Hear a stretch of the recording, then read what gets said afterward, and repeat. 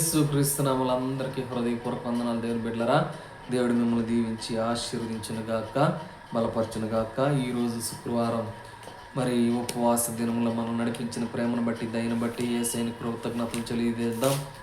మరి ఈరోజు వాక్యం ఏంటంటే దేవుని బిడ్డలారా, మరి యెషయా గ్రంథం 53వ అధ్యాయం చూసినట్లయితే, యెషయా గ్రంథం 53వ అధ్యాయము 5వ వచనం చూసినట్లయితే, అతడు మన అతిక్రమములను బట్టి అతడు గాయపరచబడిన, మన దోషములను బట్టి నలగొట్టబడిన, మన సమాధానమైన శిక్ష అతని మీద పడిన, అతను పొందిన దెబ్బల చేత స్వస్థత కలిగిన. మనందరం ఎలా ఉన్నామంటే గొర్రెల వలె తప్పిపోయి ఉన్నాం.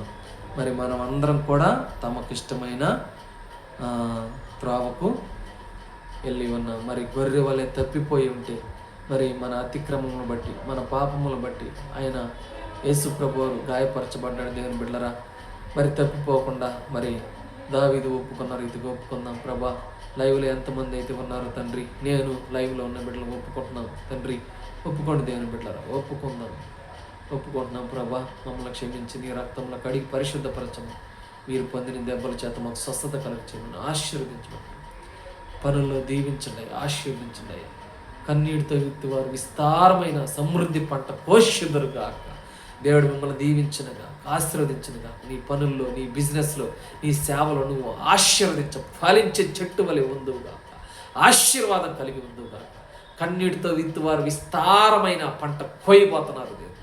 దేవుడు నిన్ను దీవించి ఆశీర్వదించనుగా. నీ కుటుంబంలో సంతోషం, సమాధానం కలిగి ఉందురుగాక.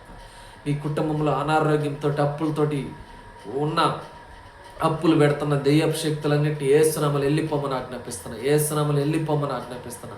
అప్పులు ఏసునామలు వెళ్ళిపోవాలి, రోగములు ఏసునామలు వెళ్ళిపోవాలి, సమాధానం లేకుండా చేసే దెయ్యాలన్నింటినీ ఏసునామలు వెళ్ళిపోమని ఆజ్ఞాపిస్తున్నా. సమాధానం, సంతోషం కలిగి ఉందుగాక. రోగములు ఏసునామలు వెళ్ళిపోమని ఆజ్ఞాపిస్తున్నా. అర్రికాలు మొదలుకొని ఏసునామల స్వస్థత, హీలింగ్ ప్రకటిస్తున్నా. విస్తారమైన పంట పోయిదుగాక. దేవుడు నిన్ను దీవించి ఆశీర్వదించి మేలుతో నింపునుగాక. దేవుని రాకడకై సిద్ధపాట్లు ఉందుగాక. ఈ బేతేలు ప్రార్థన మందిరం తరపున వేకువజామున చుక్కవాలి మీరు ఉందురుగాక. దేవుడు నిన్ను దీవించి ఆశీర్వదించునుగాక. దేవుని రాకడకై సిద్ధపాట్లు ఉందురుగాక.